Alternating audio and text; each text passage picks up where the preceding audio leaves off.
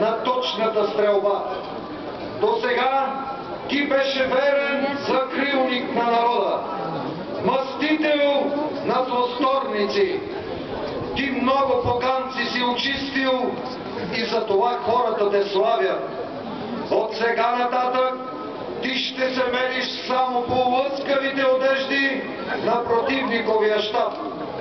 Имаш и нова пушка и глянка, да ти е честита. Братя, радостен съм, че народа ни следва, но има ли все пак някой, който да не е съгласен с нас? Ето, тук е и чорбаджи Цанко. Най-личният клисурец в Конака е дошъл тук без фест на главата. Днес ние за първи път му доверихме тайната и сигурно няма да се излъжем, ако си помислим, че и той е дошъл тук драговолно при нас. Кажи, така ли е, чорбаджи Цанко? Така е. Ще бъда с вас до последния си дъх. Брате Никола, време за колебания няма. Часът вече е олеял.